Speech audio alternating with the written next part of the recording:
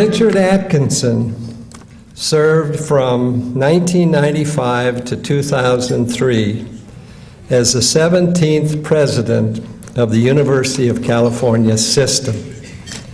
His 8-year tenure was marked by innovative approaches to admissions and outreach, research initiatives to accelerate the university's contribution to the state's economy, and a challenge to the country's most widely used admissions examination, the SAT-1, the dreaded SAT.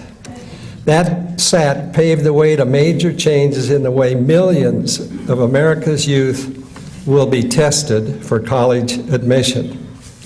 Before becoming president of the UC system, he served for 15 years as chancellor of UC San Diego, where he led that campus emergence as one of the leading research universities in the nation. He is a former director of the National Science Foundation, past president of the American Association of American Universities, and was a long-term member of the faculty at Stanford University. He lived right next door to J.E. Wallace Sterling, who I studied history under and later became president of Stanford. Dick's research in the field of cognitive science and psychology has been concerned with problems of memory and cognition. Memory, what is that? He's a member of the American Academy of Sciences, the Institute of Medicine, the National Academy of Education, the American Philosophical Society, and a mountain in Antarctica has been named in his honor. Cool.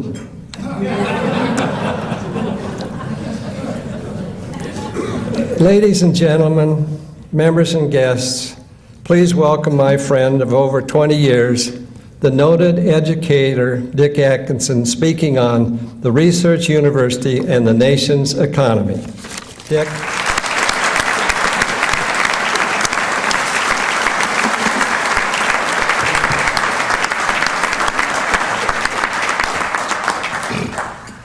I want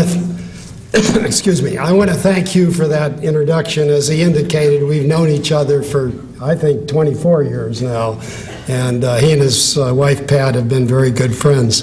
I must say, your president really runs this meeting on time. I'm a little surprised, and I'm a little surprised at how few fines he's issued. In any event, let me also comment before I get started that this is being taped, and the reason for that is that the University of California has a satellite TV station that needs stuff to play on that station, and I assume this will be played 20 or 30 times, so I have to follow a text so that I'm reasonably accurate. I'm not pleased to speak that way, but I think on this occasion it's the appropriate thing to do. So I'll start at this point. Let me ask the crew, can you guys hear me? Good. In 1958, the citizens of San Diego voted to give public land to the regents of the University of California for a new research university in La Jolla. The ballot statement in favor of the land conveyance read as follows, and I quote, "The coming of the university will bring great economic benefit to San Diego because the basic scientific research and teaching, which will be the core of the campus, will help enlist and retain scientific and technical specialists for our existing industries and will bring many new research industries to San Diego." That's the end of the quote. From its beginning, UC San Diego has evolved into one of the nation's premier research universities, and in the process has fulfilled the ballot's statement's promise that a research university would strengthen the economy of the San Diego region and spawn many new companies. By the term research university, I simply mean an institution that has undergraduate education at the core of its mission, but in addition places a very special emphasis on faculty research and graduate education at the doctoral level, at the PhD level. The major research universities in the United States are members of the Association of American Universities, which includes 62 institutions.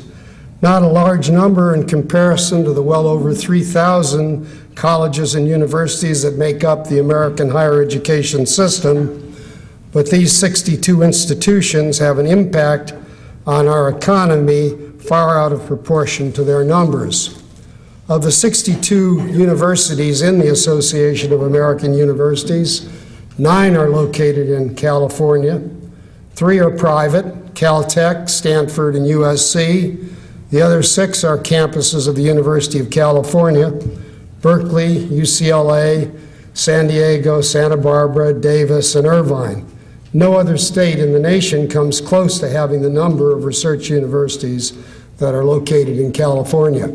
And I might add parenthetically that no other university system in the United States has more than its lead campus as a member of the Association of American Universities. And here we are with the University of California, which is never thought in terms of a flagship, has 6 of its campuses as members of the association.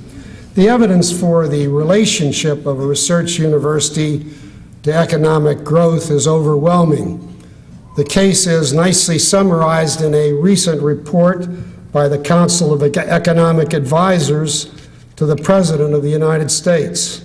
About 50%, it's a big number, 50% of American economic growth since World War II has been the result of investments in research and development, what I'll refer to as R&D. 50% of our growth since World War II due to investments in research and development. Obviously, the private sector is a major driver of R&D activity.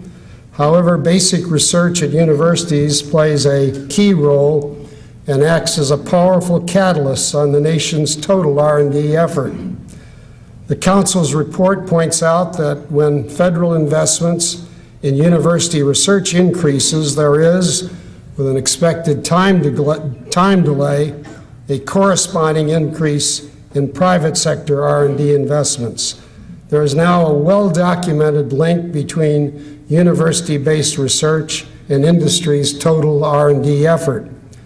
And of course, those universities that lead in research have a powerful impact on their regional economies. The United States is unique among nations in the degree to which it relies on universities to perform research. The roots of this policy reach back to World War II. American science made major contributions to the war effort. The atomic bomb, high-frequency radar, proximity fuses, sonar, cryptography are notable examples.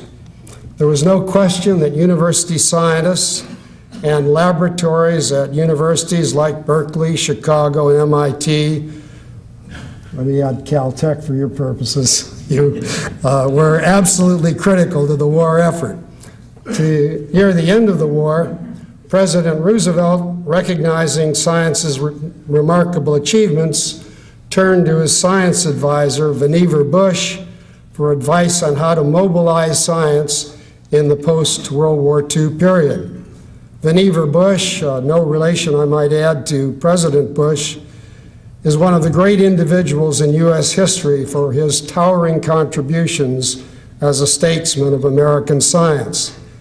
His report to the President was titled, "Science, the Endless Frontier." As the title suggests, Bush viewed science as a vast frontier of opportunities to serve the national interest. His report set the stage for the modern era of science and technology in the United States. And as I go on, you'll realize that Vannevar Bush is something of a hero of mine. I wanted my daughter and her husband to name my first grandchild after Vannevar. I like the name, Van. When they realized that, unfortunately, my son-in-law's name is Drucker, and Vannevar Drucker just didn't have the right combination of initials. What were Vannevar Bush's proposals? First, he asked who should fund the R&D effort of the United States. For simplicity, I'll use the terms basic research, applied research and development to span the R&D continuum. Basic research is not focused on applications. The scientists involved tend to be interested in understanding some aspect of nature without necessarily trying to anticipate specific applications. But at a certain point, basic research may reach the stage where there is potential for application and accordingly a need for applied research. If the applied research is successful, the work moves into the development stage involving the creation of new products, new processes, and hopefully new industries. Vannevar Bush argued that applied research and development should be funded by the private sector, that is, by industry. But he also argued that the private sector did not have the necessary incentives to invest in basic research. The economics of U.S. markets ensure that industry will invest in applied research and development, but those same market mechanisms will not produce an adequate investment in basic research. Vannevar Bush's view, well supported by subsequent research, was that an investment in basic research by a particular company could often generate a result that was just as valuable to a competitor as to the company making the investment. There was no question about the long-term overall societal returns from basic research, but there was not necessarily an economic return to the specific company making the investment. Thus, he concluded that the federal government had principal responsibility for funding the nation's basic research effort. The second question he asked was, who should perform basic research, applied research, and development? Both applied research and development, he said, is a private sector responsibility and should be performed as well as funded by the private sector. What about basic research? In most countries, publicly funded research has been carried out at institutes owned, managed, and staffed by the central government. The United States has pursued a different path. Based on the experiences of World War II, Vannevar Bush proposed that American universities should be the principal performers of basic research, with the federal government providing the necessary funds. There was yet another part to Vannevar Bush's analysis. He argued that university research should be funded via a peer review process. Individual scientists would make proposals for research that they thought were important. A group of peers, leading scientists from around the country, would evaluate the proposals and decide which to fund and which not to fund.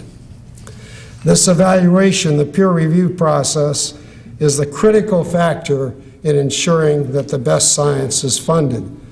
Funding for basic research is one of the few areas in the federal budget that is not greatly affected by pork barrel legislation.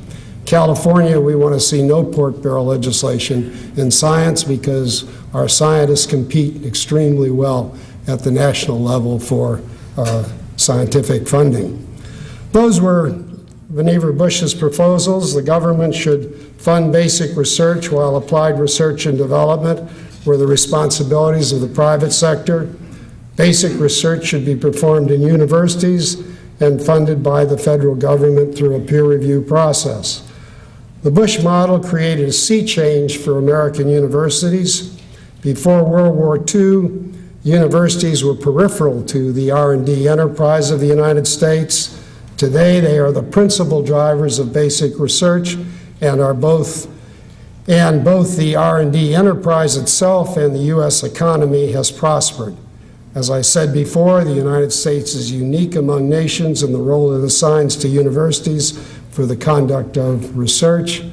But I will tell you that a number of countries around the world, China in particular, are beginning to look very carefully at the American model and beginning to emulate it. From its beginnings, UC San Diego was focused on becoming a first-rank research university. The founding faculty stressed the importance of recruiting outstanding faculty, and the initial group included several Nobel laureates and many members of the National Academy of Sciences. Recruiting stellar faculty had a snowball effect.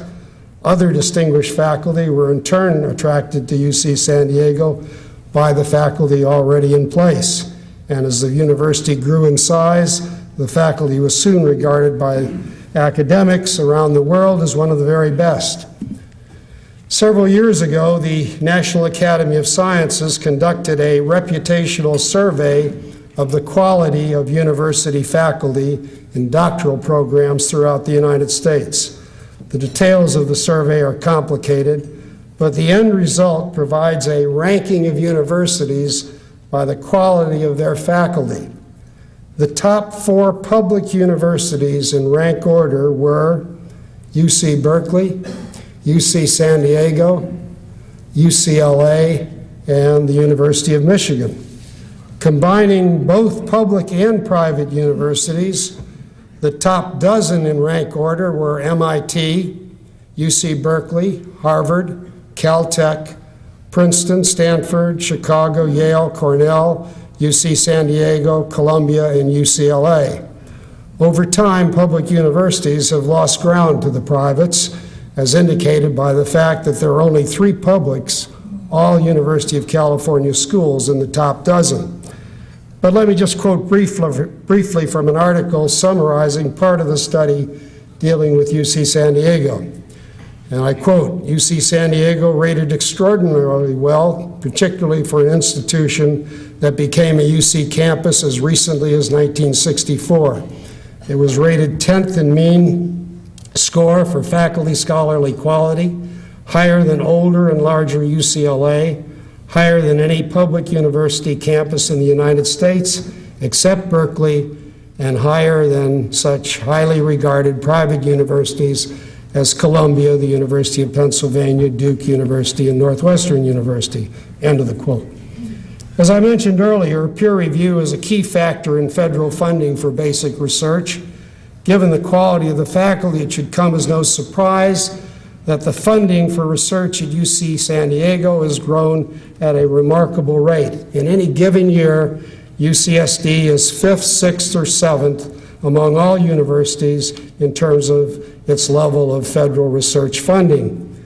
The annual expenditure for research at UC San Diego is currently about $600 million, which is twice the amount of support UCSD receives from the state of California for its educational programs. No other university in the nation has the kind of balance between federal research funds and state educational funds that UC San Diego has. As Hugh mentioned earlier, I became chancellor of UC San Diego in 1980. The foundation for a world-class faculty was already in place, and I was committed to building on that base by continuing to recruit outstanding scholars and researchers. But I also wanted UC San Diego to play a very active role in the development of high-tech industry in the San Diego region. The model that I had in mind was rooted in my experience as a professor at Stanford University and later as director of the National Science Foundation. And I don't want to offend Stanford alumni in the room here, but just hold steady for a minute. Given Stanford's worldwide eminence today, it will be hard to believe, it may be hard for some of you to believe that it was not a top-ranked university until some years after World War II.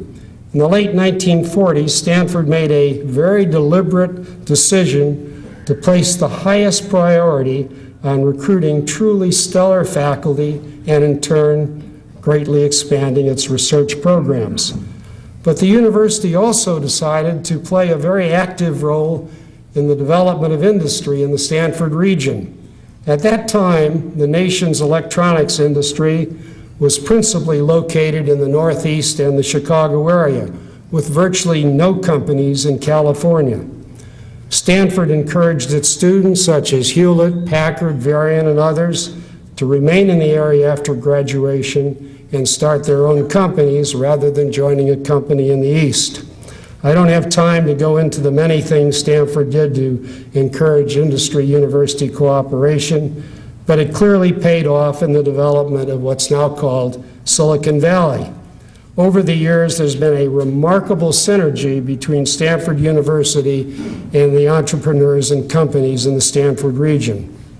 One of my goals as chancellor was to ensure that UC San Diego played a role in the San Diego region comparable to Stanford's role in the creation of Silicon Valley. I wanted to encourage industry-university cooperation and promote spin-offs of high-tech companies from university-based research. Accordingly, we became very active in the San Diego Economic Development Council and worked closely with corporate executives who were trying to decide whether or not to locate their companies in San Diego. We emphasized the value of being near a world-class university and the access companies would have to our research programs and graduates. We also offered to establish continuing education programs that would be directly relevant to improving the skills of their employees. In close cooperation with industry, we established interdisciplinary research centers in such areas as magnetic recording, molecular genetics, wireless telecommunication, supercomputing, and structural engineering. An organization called Connect was created that has as its goal the transfer of technology from the research laboratory to the formation of new high-tech companies, working with startups as early as the business planning stage. It helps entrepreneurs identify sources of venture capital, form strategic alliances, and gain managerial and legal expertise. Connect has been a catalyst for many new companies spun out from discoveries at UC San Diego and other research institutes in the region. I think many of you know knew Bill Otterson. He was the person who really was the driving force behind getting Connect underway. He did a spectacular job of the development of Connect Enterprise. His death was a great loss to the San Diego community. I'm very pleased to point out that a new director has been recently appointed, Dwayne Roth, who many of you know, a leader in the biotech industry, and I have great hope and expectation that Dwayne Roth will put it back on the curve that Bill Otterson had established at an earlier time. San Diego has emerged as one of the high-tech centers in the world, particularly in biotechnology, computing, and telecommunication. Some UCSD faculty became pioneering entrepreneurs in their own right. Irwin Jacobs, a professor of electrical engineering, left UC San Diego to start a company called Linkabet, which pioneered wireless digital telecommunication. Jacobs then went on to found Qualcomm, which is now a Fortune 500 company. Ivan Royston, a UC San Diego professor of medicine, founded San Diego's first biotech firm, Hybridtech, after the sale of Hybridtech and Linkabit to large established national corporations. The founders of these firms and many of the people they had hired proceeded to create new companies. Spin-offs from these companies populate the San Diego region, as well as branches of international giants like Eli Lilly, Merck, Pfizer, Nokia, Ericsson, and Sony. San Diego has about 150 wireless firms and the highest concentration of wireless workers in the world. Biotechnology companies are responsible for about 60,000 jobs in San Diego. Today, San Diego ranks first in the nation for the number of wireless telecommunication companies and the number of biotech companies located in the region. When we examine the phenomenal growth, the phenomenal transformation of San Diego over the last 25 years, the picture is quite compelling. The research capacity of the entire region has expanded. Many new companies have been created. Managerial, legal, and business expertise has increased, and the pool of investment capital has grown to meet the needs of the region. These activities have not been subsidized by the state of California. Competitively won research grants at UC San Diego come from private foundations and federal agencies. Regional networks like Connect are funded by local corporations, and UC San Diego's continuing education programs are supported by employer reimbursements. Universities are priceless sources for ideas that create jobs, give birth to new industries, and stimulate economic growth. We're living in one of the most productive eras of scientific discovery in history, from aerospace to medicine, from agriculture to nanotechnology. Science is experiencing a series of revolutions that are remaking our ideas of what is possible. We have only just begun to tap this knowledge explosion with its many implications for the nation's economy. Research universities are key to that future. Thank you very much.